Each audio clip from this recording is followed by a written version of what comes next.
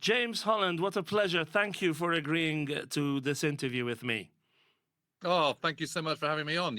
Anything I can do that's related to Malta gets my vote. Well, we're going to be talking a lot about your relationship with Malta in this chat. But first of all, we're talking in the middle of 2025. And I've just seen you promoting your latest book, which is the one you wrote with Al Murray. The pub landlord, about Victory 45, obviously about all the surrenders at the end of World War II, which is very, very, very interesting book. And on the promotional trail, I noticed that this time around, more than ever, you were also being asked to be on mainstream podcasts, not simply World War II ones or war-related ones. Did you get that thing as well? Well, I don't know. I mean, I've been doing my own podcast with Al for best part of 6 years now, and over 6 years. And I mean, I suppose the kind of, the numbers are rising, and so I suppose you're just sort of, one is better known, the volume of books I've written and so on.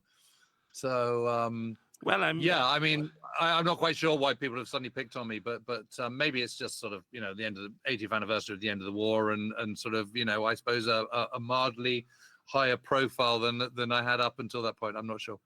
Well, it was interesting seeing you on Trigonometry and various podcasts that have hundreds of thousands of viewers. And what next, Joe Rogan? Well, I did get asked to go on Diary of a CEO, actually, which I was really annoyed I couldn't do. It was a very specific date, and I was already busy, and they said, would you mind flying all the way to LA? I was like, well...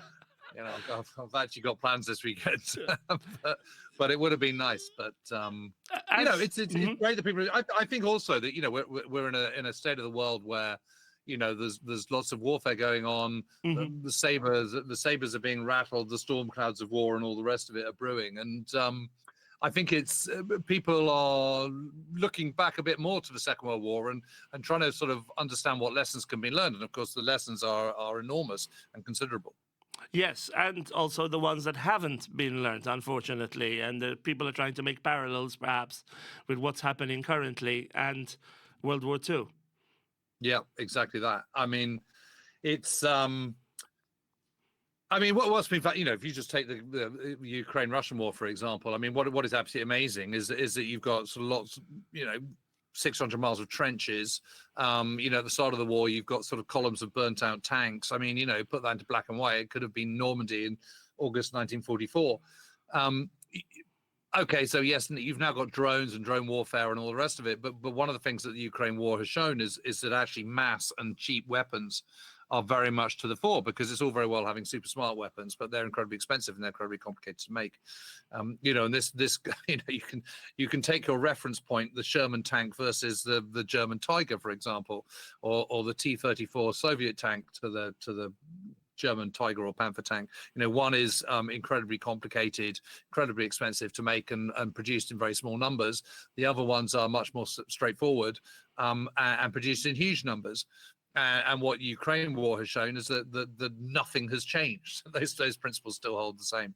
And it's interesting, isn't it, that drones are now very at the fore. They proliferate everywhere, but they're super cheap to make, and you can make them in vast numbers. So mass really, really, really matters. Whereas I'd say that in the West we've kind of forgotten that lesson, and what we've tried to make is sort of spectacularly brilliant weapons on at every single level, when actually you don't need the best, you need the perfectly adequate, and it's not the same thing. That's kind of one of your mantras as a historian. You seem to have been even on a mission, even to correct perhaps the mistaken conceptions that were made in the 50s and 60s and 70s about how, the Germans have the Tiger and it's so scary, and the British had crap equipment, when in fact you've written whole articles and books and done documentaries about how, okay, well and good, the Germans had spectacular equipment, but number one, they had very little of them, and secondly, they were too complicated and they would break down a lot, whilst the Allies had a lot of perfectly adequate and good equipment, sometimes better equipment, although it's not so sung by the mainstream, and that's what helped the Allies win the war. Yeah, absolutely. I mean, the moment that the Germans don't win outright at the start of the war, and the moment that the Japanese don't win outright at the start of their war, it's only going one way. And let me give you an example of this. If you take a random date, such as the middle of June 1941, at that time, Germany only has one major enemy, which is Great Britain plus Dominion and Empire. Fast forward 6 months to the middle of December 1941, and Nazi Germany has 3 major enemies. It has Great Britain plus Dominions and Empire, the USSR, and the United States of America. It's just not going to win. And you can say exactly the same thing with the Imperial Japanese. You know, it hasn't won. It hasn't made a decisive impact with the raid on Pearl Harbor on the 7th of December 1941. It then loses the Battle of Midway in June 1942, and from there on, it's just not. It is Japan can't sustain it. It doesn't have enough resources, and ultimately, long wars, whether they be, you know, Second World War or whether it be Ukraine, Russia, it's about logistics, and it's about who can supply the front with the greatest alacrity, and manpower, and all those sort of things, and so there's huge lessons to be learned from all this, and I think in the 1970s and 80s, we all got rather cowed by, or rather sort of overly impressed by the Germans, not least because the Germans are the only people that have fought the Soviet Union. And so we were kind of very dependent on that because we were now in the Cold War. And I think we swallowed a bit too hook, line, and sinker the whole line of, you know, we're all brilliant, we're all fantastic, but unfortunately we had Hitler, and, you know, Hitler was tying a hand behind our back, and, you know, if only we'd had this, and only we had that. Well, yeah, if only you had that, then it might have made a difference, but they didn't. They couldn't mass produce in the same way that the Allies could, and they did not prioritize weapons in the right way. You know, and the point you make about the Tiger and Sherman and so on is a good one. You know, a Tiger looks very scary and terrifying if you come up against it, but how effective is it as a battle weapon? And you know, you have to sort of take into account a whole load of other factors which might not be sort of particularly obvious on face value. I mean, any vehicle which is so heavy and so wide and enormous that you have to change the tracks just to transport it from A to B, you've got a problem on your hands. and Yes. You know, tanks are very complicated beasts, and you want to make a complicated beast as simple as you possibly can. And the Germans absolutely do not adhere to that rule. Now, about your latest book, Victory 45, the one with Al, who you also, as you mentioned, have the podcast. We have ways of making you talk. You'll be having the podcast's open day or open weekend in September, won't you? Yeah, we have Ways Fest, yeah. We have Ways Fest. That should be good fun. Oh, by the way, how did the Chalk Valley History Festival go a few weeks ago? Yeah, it was terrific. Yeah, it was good. We were very lucky with the weather. We'd changed a few things around for this year, and unfortunately, all of those things worked. So, yeah, it was great. It was tremendous. We had some amazing speakers from all around the world, and contributors and so on. So, yeah, the numbers were up, and it's all good. Because you're the curator of that festival, aren't you? Well, I'm co-founder and creative director, to give it my proper name. But yes, I mean, there's a vast team. Well, not a vast team, but there was a significant team underneath me or working alongside me, and I really can't take too much credit for that. But definitely something that every student of history, and especially war history, should put in their diaries for the. Well, yes, and we offer period. very reasonable terms for students. It has to be said. There you go. Which includes free camping. Yes. So there you are. And you recently had was it an evening with Al and James at a theatre in London?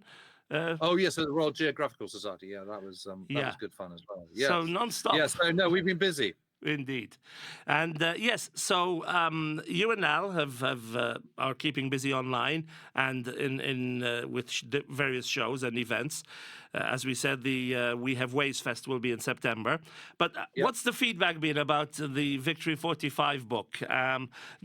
For my part, I mean, it really placed me where the action was. I almost felt in the room with General Montgomery, for example, Field Marshal Montgomery. Good. So what's the feedback? Well, thank you, Colin. Yeah, I mean, the aim of it was to sort of It's actually quite confusing, the end of the war. There's all these different surrenders going on, and then VE Day is actually the day where there isn't a surrender, because the actual first major surrender happens on the 7th, the early hours of 7th, and then for all sorts of complicated reasons, doesn't get announced to the world that day, although it does because the Germans let the cat out of the bag. And then an AP News reporter called Ed Kennedy spills the beans, but it's not supposed to be. And then the final surrender, which is a signing ceremony, which takes place in the early hours of the 9th of May in Berlin. So there's nothing on the 8th of May, but that is now commemorated as VE Day. So, we were trying to sort of untangle that, and then we were looking at some of the other unconditional surrenders that took place. And then we thought, well, we'll go into have a look at the Japanese end of the war as well. And one of the things we wanted to do was explain all those different surrenders, but also through the prism of a handful of different individuals, some of whom are very, very famous and well known, such as Field Marshal Montgomery, but also lesser known players and bit part players, but who are nonetheless sort of deeply affected by the events that happened. So we were just trying to sort of show this end of the war through the eyes of a number of different individuals, from the very bottom of the chain to the very top of the chain, really. Now, you've written between 20 and 30 books, some novels and lots of history books, particularly about World War II. What's left to cover in World War II? Oh my God, so much. I've got a stack as long as my arm of books I need to write. So loads, more novels, more history books. I'm doing a polemic this summer, just a short little 40,000 word book, but then I'm go on to my next main book, which is about the Battle of the Bulge. Then I'm doing something on the Battle of the Atlantic. There's plans afoot to do something on another book on Burma. There's a book on the history of Greece. There's all sorts of ideas going on. I've still got War in the West Volume 3 to finish as well. So there's tons of stuff. And you don't feel, for example, I remember when Max Hastings and Anthony Beevor came out with a comprehensive history of World War II, practically around the same time. The Battle of the Bulge has been covered in various books. So you're going to do your own take on it. I mean, do you never feel like you historians amongst yourselves, well, he's done that, so I'll do something different? Or do you still feel that there's more that can come out through your own personal touch? Yeah, so I would never write a book if I felt there was nothing to say about it that's fresh and new and interesting. One of the problems with the Battle of the Bulge is everything happens all at once. In actual fact, the last major book on the Battle of the Bulge was Anthony Beevor's one, which was over 10 years ago now. So it's been quite a long time. And it's very complicated, the Battle of the Bulge, because, as I say, so much is happening all at once, all at the same time across the attack front, and all the Germans have numbered units, and all the Americans have numbered units, so it gets incredibly confusing. And I, with the greatest respect to Anthony, whose book I thought was absolutely superb, I think it can be done a bit more clinically. And the other thing is that I have become very, very interested in contemporary accounts of the war, so diaries, letters, and so on, rather than depending so much on oral histories, not least because, people who've done oral histories, the veterans are sort of obviously either gone or kind of sort of fading fast. But I think there's something about letters and diaries that sort of puts you right in the moment, which I think is incredibly exciting. So my plan for the Battle of the Bulge is actually to write it in the present tense and just do it absolutely clinically, by day, by time, what's going on at all the different places, and write it in that kind of, immediate kind of it's all happening now kind of prose. And I've got some, what I think is interesting things I want to say about the nature of the fighting, because we tend to kind of focus just on the actual attritional bit, but it's the glue that enables the attritional bit, the kinetic actual engagements, that I think is really important. And this is about logistics. So let me give you an example of this. So when you're looking at German accounts, all they go on about is the state of the roads and how awful the roads are and how terrible it is and how difficult it is to move forward in these conditions. And the conditions just get worse and worse and worse with the increase of traffic. You never hear the Americans say that. So why is that? Because the Americans don't have, 56-ton Tiger tanks or 68-ton King Tigers, but they have much greater volume of traffic than the Germans do. So why is it that they're not complaining about the roads? The reason they don't complain about roads is because they're repairing them as they go, and that is factored into their logistical chain. So it's just taken for granted. And that's a small part, but it helps you understand why the battle happens in the way it does, and that hasn't really been mentioned before. And I'm not saying that the kind of the greatest revelation I can make is that the Americans are better at repairing roads than the Germans, but that's just to give you like a very, very small illustration. Absolutely. You mentioned veterans. You have managed to be in time to interview a lot of them before they passed away. Yeah. Which veterans from World War II left their mark over the years? Well, there's so many. I mean, I was incredibly lucky to interview so many people.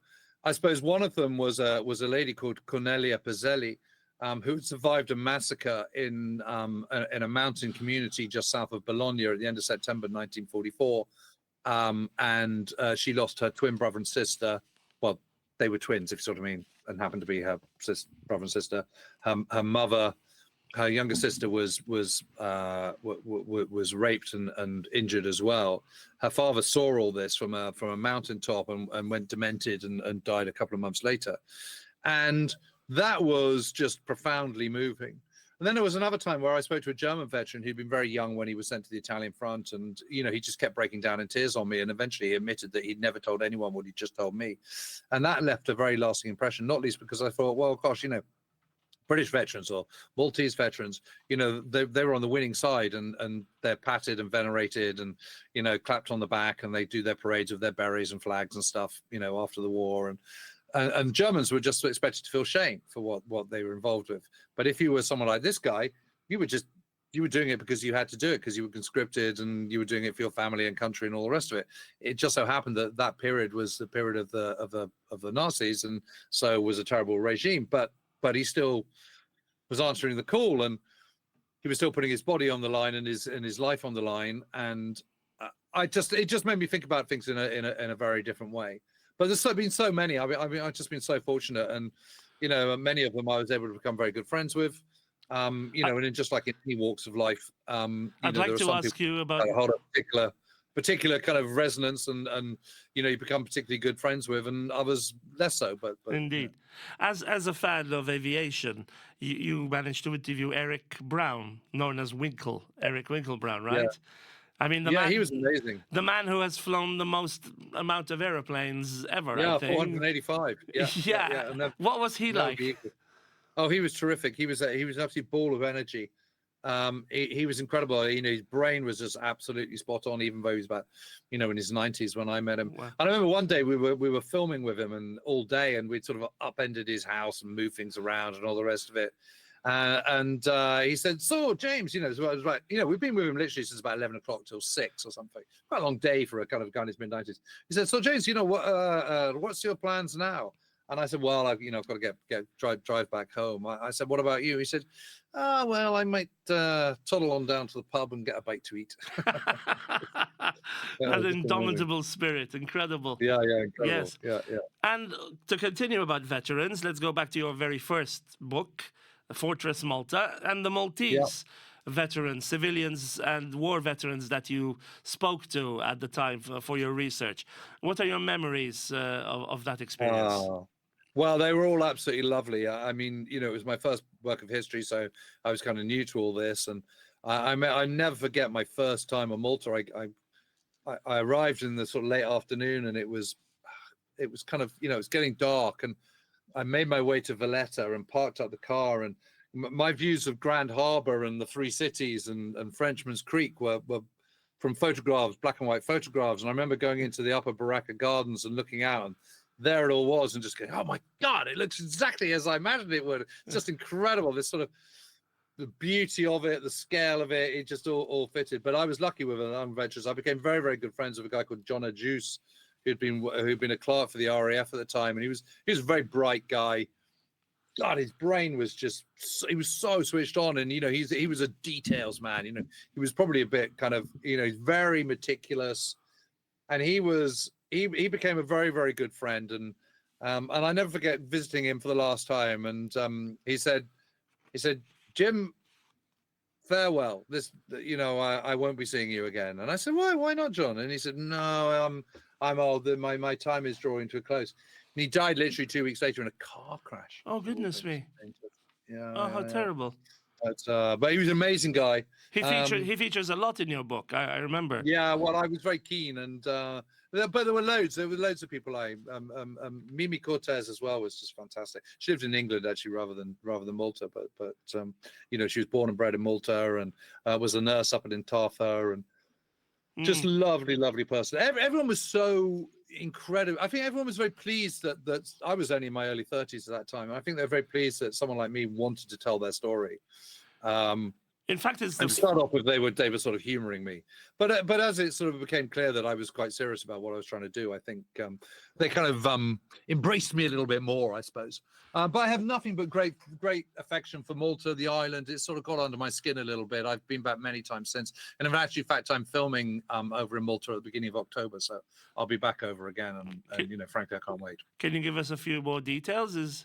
Yeah. So I do a series with Al Murray called Walking the Ground, World War II Walking the Ground, and we're doing a Walking the Ground series on Malta. So basically, it's like a history, but it's also a travelogue. So picture one of those sort of cookery shows where people sort of travel around Italy and then mix it with Richard Holmes's war walks, and you're getting close to the kind of. And this is going to be for a podcast or a TV program. No, this will be TV. So TV. It'll be on a website called WW2 Headquarters, and bits of it will also be on YouTube as well.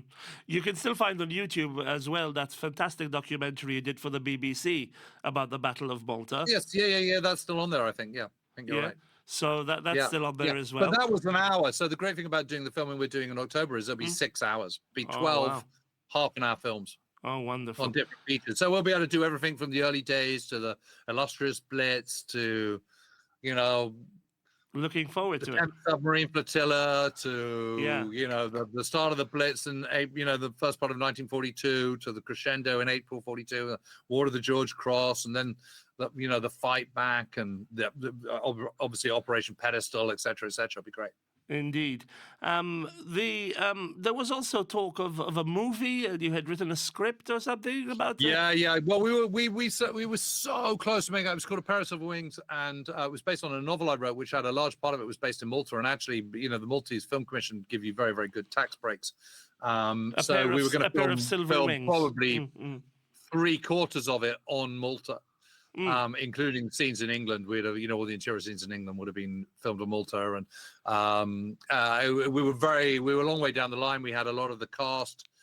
We had Martin Shaw playing one of the key people. William Hurt, who was an Oscar winner, he was lined up to play one of the key characters. We had Josh Dillon, who'd been in Mamma Mia 2, and various people all lined up to be in it. We had a site for Takali or Ta'ali, I should say, in inverted commas, and we were all good to go. We'd done casting in Rome, had locations in Italy. It was all set, and then COVID came, and it dear.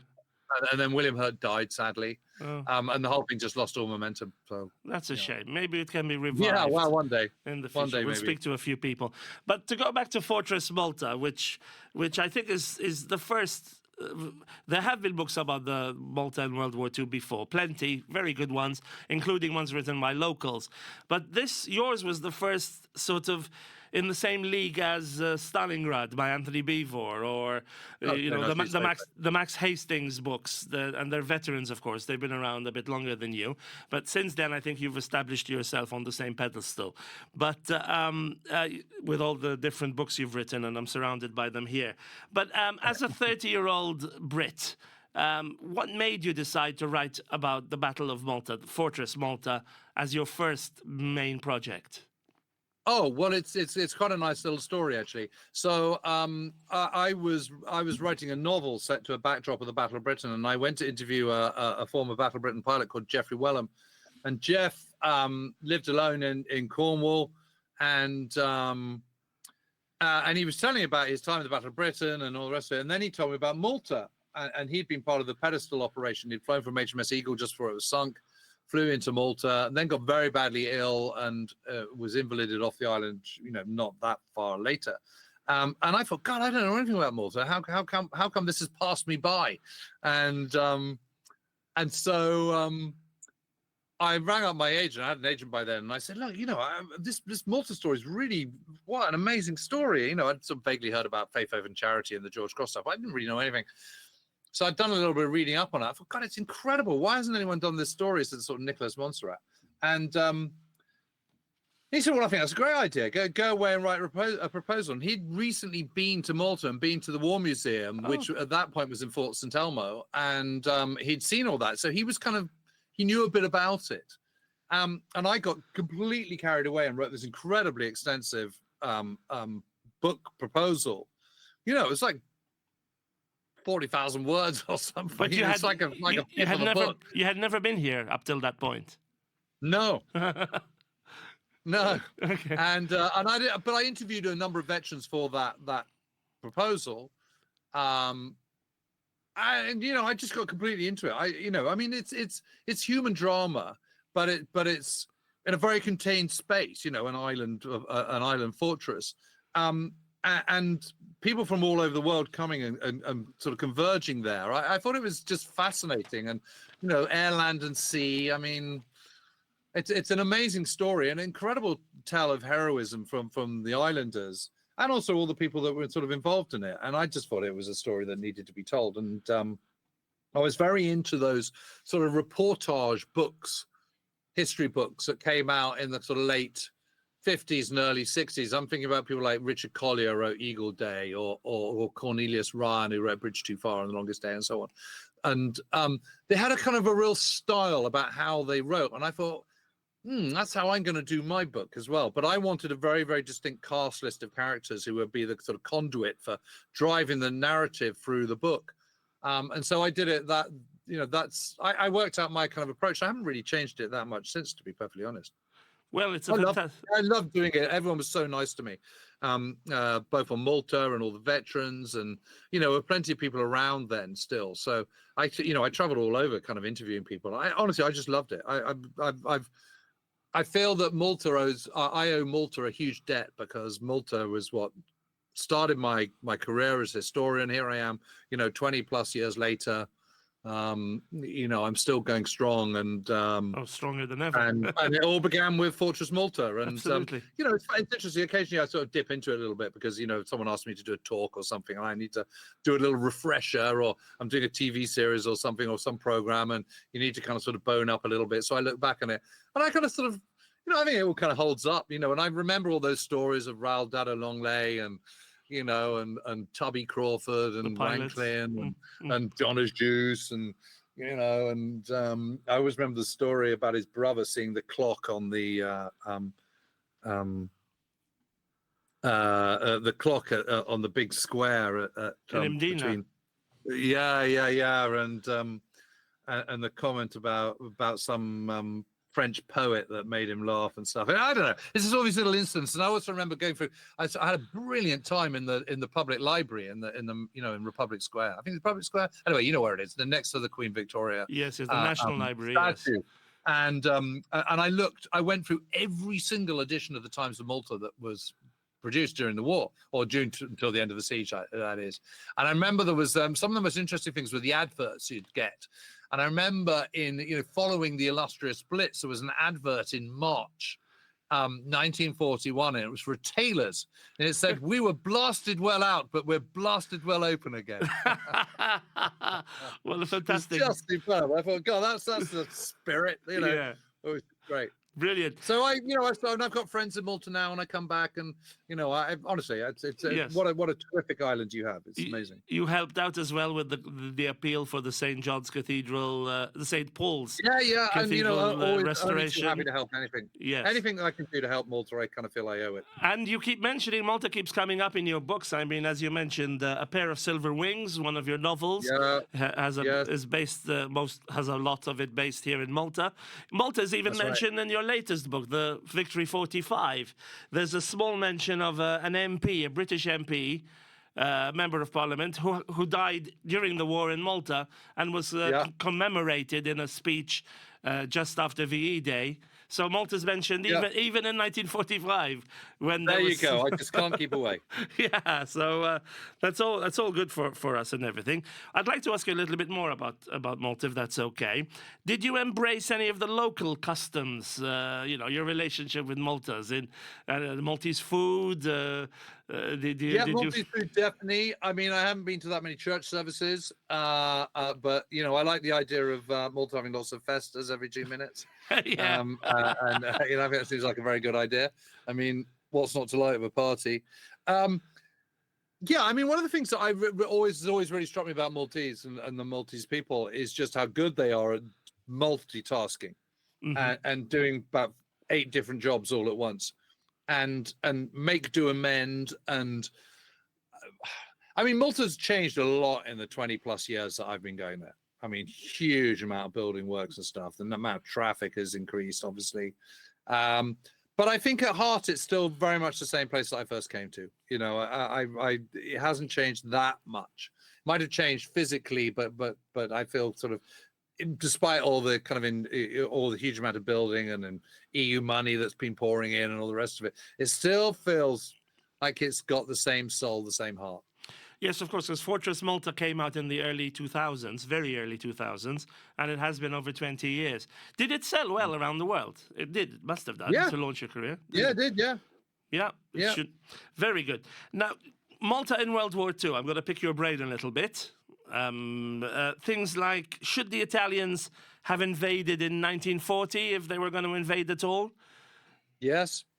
Because Operation... Yeah, they were going to, but they just didn't have the wherewithal to do it at that point. I mean, I think it's kind of hard to appreciate just how rubbish the Italians were in the Second World War in terms of, first few years. I mean, antiquated officer class, really badly trained, lack of investment in the right weaponry, all that kind of stuff, lack of investment in modern weaponry. I mean, Mussolini has this sort of big idea that he's going to sort of, dominate the Mediterranean and North Africa and East Africa and have this new kind of sort of Roman Empire. But compared to the big guns, they're just so far behind the game. That's the problem.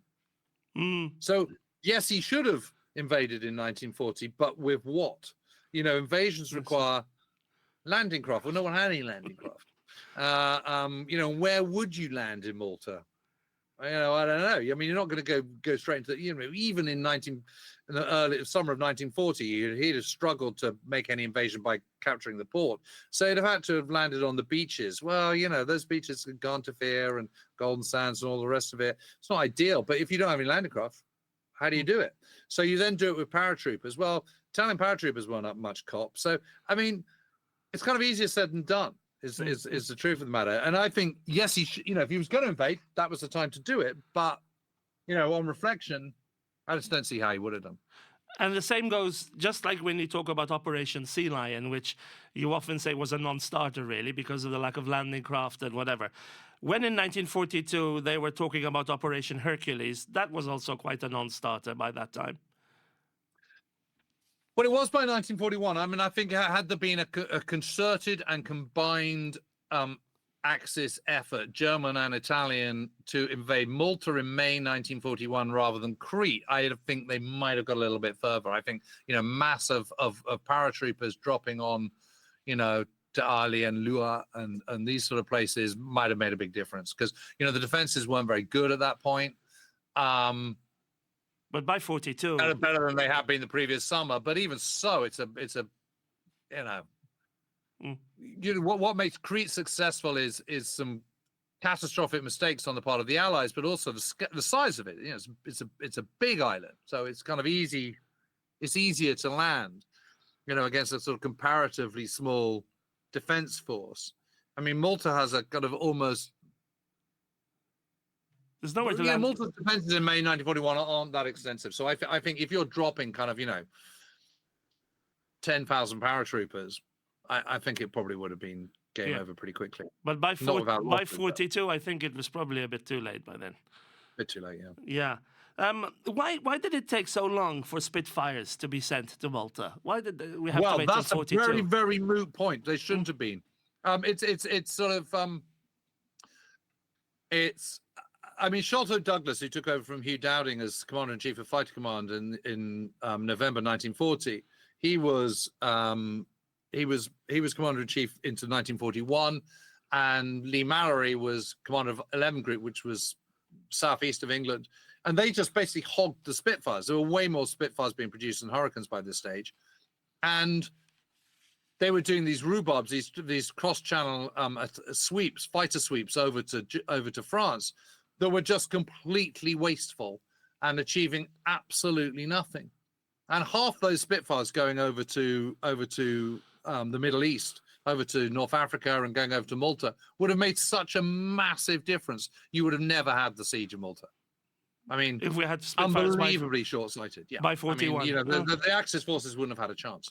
But they were saving them. The problem with the Hurricanes is the Hurricanes were slow to climb, and they were particularly slow to climb after they've been sort of bashed about a bit, and the engines overstrained and all the rest of it. It was very much sort of made to amend. But it's really interesting that the moment Keith Park takes over in July 1942, and he uses forward squadrons in 2s and 3s, Axis forces don't get anywhere near the island because they can climb much faster. So they can intercept the Axis aircraft coming from Sicily before they reach the island, which is what you want. Yeah. So we the were Hurricanes can't do it. shooting them down into the sea before they arrived here. Yeah. Yeah, and absolutely. everyone kept saying, what we need here is Spitfires. What we need here is Spitfires. And it wasn't until Air Marshal Tedder at the time, later Air Chief Marshal, sent over his special envoy Basil Embry in February 1942, that the decision to send Spitfires there. So Hugh Pugh Lloyd, who'd been the air officer commanding on Malta throughout much of 1941, at no point does he ever say, please send me some Spitfires. He just sends me more fighters. And really, he should have done. He should have been lobbying incredibly hard. They all should have been. So should the Governor General and all the rest of it. I mean, Dobby was pretty useless as well, to be fair. Who was the governor, wasn't he? Yeah. Yes. Regarding Spitfires, then, when they do arrive, Malta's the first place outside the UK where Spitfires were used. And I think and they don't get there till 1942. I mean, how It's too late. ridiculous is that? Yeah. Malta was also, I think, the first place outside the UK to have radar. Because we had a radar set being used in 1940, which is quite interesting, I think. Malta was also a very useful listening post. Yes, indeed. For spies. So all those things. I mean, Malta is right slap bang in the middle of the Mediterranean. And, anyone who wants to dominate North Africa's shores needs to neutralize Malta. And, it has a +1, -1 benefit. In other words, not only does it give the benefit to the side that owns it, it also gives a negative to the side that doesn't.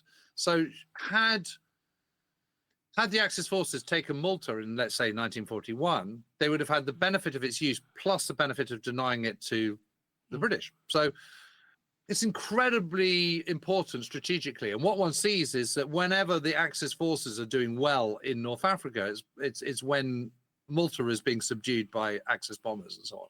Yeah. So, and its effect is much less felt. So there's this massive correlation between the success in North Africa and the state of Malta, which just goes to show really how important it was. It's often said that at one point Malta was the most bombed place on earth. It's a famous quotation. But I find that a bit difficult to understand when you have those 1,000 bomber raids on Germany later in the war. Yeah, but that wasn't until the end of May 1941. So are we talking about a specific time period that Malta was the most bombed place on earth? So in April 1942, it was the most bombed place on the earth up until that point. Okay. Because then, of course, bombing became much bigger when the Allies were bombing Germany. Well, it wasn't by the end of the war, but up until that point. So that's what that means at that particular point. Okay, and one last thing about the Italians. Yes, they were pretty useless, unfortunately, Operation Compass and all that. I can't understand how they didn't have radar, did they, on their ships, for example? No. And they invented radar, Marconi radio. They're just a third-tier military power. For all the kind of strutting and black shirts of military marches and overt militarism of the fascist regime, they just weren't very good. Italy is quite poor. It's very poor after the First World War, which is it's completely broke, which is what allows Mussolini to get into power in the first place, and it is completely dependent on foreign powers for most of its supplies, and a lot of those dry up the moment it declares war on Britain, because a lot of its, for example, nearly all its coal came from Britain. A lot of its food came from Britain. So you become Britain's enemy, that door is then shut. And so you're then dependent on what you can get through your own land grabs and through support you're getting from Nazi Germany. But Nazi Germany is also losing the war and also really resource poor. So it's just, it's the terrible tragedy of Italy and the wonderful Italian people that Mussolini banked on Britain being subdued in 1940 and Britain wasn't. And so took a punt, and it was a terrible punt, basically. But, Italy just wasn't equipped for the job that it had set itself. No, absolutely. So back to Victory 45, and your next book, you said, is going to be about the Battle of the Bulge. Yeah. The next big World War II anniversaries, which will probably be 100 years, because it's been 80 years. Yeah, I guess. So I think 90 will be quite big, I suspect. 90 will be big, okay. 100 years of the start and end of World War II in 15 to 20 years' time. How do you think they'll be marked? Because things seem to be happening so quickly in the world, attitudes changing. So how do you think things will be marked? How will people look back at World War II in, say, 20 years' time? Well, a lot of that depends on what happens in the intervening 20 years, of course. I think the Second World War is actually becoming increasingly relevant. It's really interesting because, when I was a young lad growing up, everyone had been involved in the war, and it was very much part of the vernacular. If I was sort of putting too much butter on my toast, my mother would curse me and go, in the war, that was expected to last a week and all this kind of stuff. So it's very much sort of, it was just there. It was an experience that everyone knew about. Obviously, as time passes, that becomes less. And yet, my books and so on are selling better than they ever have done. So in other words, there's an interest in it still. I think the interest is one is very relevant.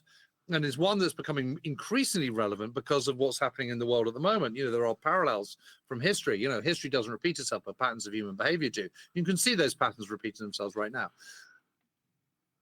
But what happens in between, I think, is what really counts. So it's impossible to say. I don't see any decline in the interest of the Second World War. It's just that it's how we think about the Second World War and how we look upon it. That is what is changing. It is evolving as history always does, and our study of the past always does. So I think that's the interesting thing. Does it not worry you, though, that there seem to be some questions that had been settled many, many years ago being brought up, rehashed, recycled, and say, oh, but maybe Hitler wasn't such a bad guy? So that's by a very, very, very small minority of totally deranged people who simply don't know what they're talking about. I mean, the idea that it was Churchill's fault and Hitler's been underestimated. Okay, you would agree that if you're a Nazi, but if you're a normal, reasonably well-educated person, you wouldn't say that, because how could you possibly say that? Germany 100% was the aggressor here in the Second World War, or certainly in the Second World War in Europe. They were a despicable and evil and cruel and corrupt regime, and they were the instruments of the Holocaust. So I don't take any truck with that kind of nonsense whatsoever. Absolutely. It makes me laugh when I see an American podcast which is exploring these issues, and it was Germany who declared war on the USA. Hitler declared war. Nobody forced the US to fight the Germans. It wasn't the Brits or Churchill. Frankly, no one asked the Germans to invade Poland. Absolutely. Or have a despicable ideology that involved the murder of 6 million Jews and others. So it's just absolutely nonsense. Apart from World War II, you've also been to war zones like Afghanistan and was it possibly Iraq? I mean, how did those change you? Tell us about your experience. Well, it was only Afghanistan. I mean, it was just fascinating to see, really. I mean, one of the things that really struck me when I was out there was the massive gulf between what we were hearing on the radio or reading in the newspapers over here in the UK and the reality on the ground. I mean, it was absolutely clear that trying to sort out the issue of Afghanistan just simply wasn't working. I mean, the tragedy is that after 20 years, it kind of was working. They had got quite a long way, and then suddenly America pulled out. I mean, I think the decision in 2 or 3 years ago, was it? Yeah. In the summer of August 21 to pull out of Afghanistan was a terrible decision. I mean, terrible. I don't think Putin would have invaded Ukraine. had that not happened. Is my hunch. So I think it's had a terrible knock-on effect, and not least the suffering of many Afghans who put their lives in they trusted the Western Alliance to kind of look after them and see and oversee that transition, and that transition was working at the time. So it's a terrible decision by President Biden. Last two questions, and we'll conclude. I remember Fortress Malta being coming out, and slowly your star started to shine. Suddenly, I'm seeing you all over Discovery Channel as a talking head, being asked in various World War II documentaries. Now you're all over the internet, all over YouTube, podcasts.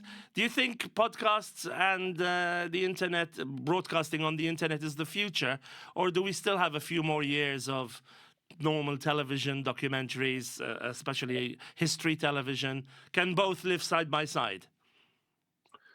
Well, they can. I don't think they will. No one's commissioning stuff really in the UK. I mean, talking heads and archive is just boring.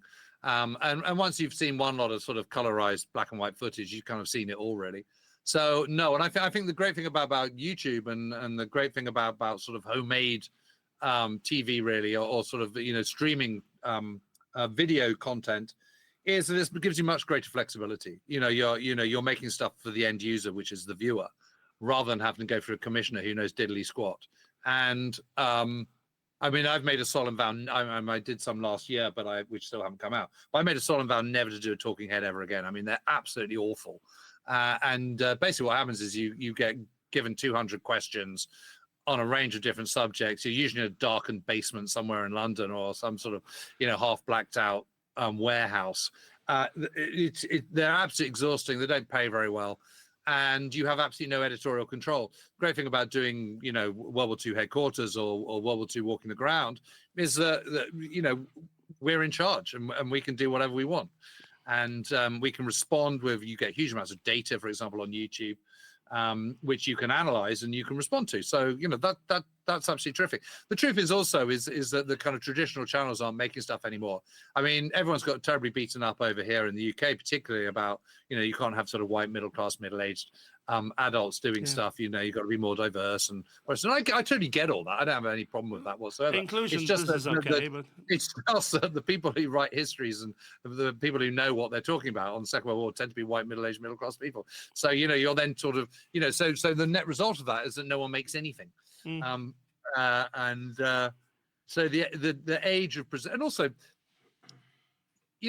presenter-led telly was just too expensive. It just cost too much. I remember doing a series once of an American crew. It was like 14 people on set. I mean, you probably didn't need 12 of them.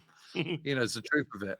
And things have got a lot simpler now. So it's very interesting. I mean, we were filming all last week, and it was kind of director and cameraman was the same guy. And we had a second guy with another camera who was also doing sound, and he did it all. Back in the days, you've had a producer, a director, a sound man, a cameraman, a second cameraman. Grip. I mean, it's just a complete waste of money. And so you can get so much more done and so much more quickly. Equipment is getting cheaper. You've got drone footage, so you have really, really terrific. I remember once doing a scene on the barracas, and we had a jib, and it took us an hour to assemble it, just so that we could do a sweep looking back towards where I was standing from beyond the baracca walls. And I suppose it was quite good and stuff. But I mean, now you just send up a drone and you do that in 5 minutes. Indeed. So things are changing, but I don't think that's a bad thing, because I think it means that the punter can be much, much better served, and you can reach far more people. Are you happy with the amount of people subscribing to your podcast and pages? Yeah. Wonderful. Yeah, I mean, one always hopes to be more, but yeah, I have no complaints at all. Having said that, I still see you and Al doing some sort of Grand Tour / Top Gear type. The banter between you and well, we do that. We do that already, Colin. But it's worthy of a TV program. It's honestly worthy of a TV program, whether it's BBC but the stuff we're doing, stuff we're doing is like a TV program. I mean, we've just done a series we filmed in Normandy, which will be out later or next year, I think. Then the one we've been doing on the Battle of Britain will be out in September. These are half-hour films. It's like a 12-part TV series of half-hour films in which you've got drone footage, you've got multiple cameras, you've got multiple locations. Experiences, You know, you it's drive like a tanks travelogue. and things. Yeah, Yeah, it's not us just standing around and sort of, exactly. burbling for 20 minutes. It's proper constructed, Yeah, TV program. So yeah. that'll be out, and that's about as close to a traditional TV documentary as you're ever going to get, and it's been fantastic fun. All we have to do is embrace it, I suppose. I need to stop thinking Yeah. in Well, you can still old-fashioned watch it. terms. This stuff you can watch on your TV if you've got a smart TV. Screen. Indeed, Just stream it indeed. from the telly. Well, to conclude, good luck with We Have Ways and the We Have Ways you. Fest and your, what's the other podcast, the World War II on the ground? Oh, it's not a podcast. It's a TV series. It's called, well, we've got a website and a channel called World War II Headquarters. Headquarters, But yes. the TV series I've just been talking about is called World War II: Walking the Yes. Ground. Also, you have a side business with jackets, the World War II jackets. Oh, yes, the Avery jackets. Yeah. Well, I mean, Absolutely. gotta keep busy. Absolutely. Your last message to your Maltese fans and people here in Malta who have read Well, Fortress thank Malta. you very much for listening, and thank you for welcoming it so many times over all the years. It's always a joy coming back to the island. I can't wait to come back in October, and if would love to say hello to anyone who wants to go up and say hello while I'm there. James Holland, it's been a great pleasure talking to you here in the Campus 103.7 University of Malta studios, and you're always welcome here. We'll see you in October, and please keep up the good work. Thank you.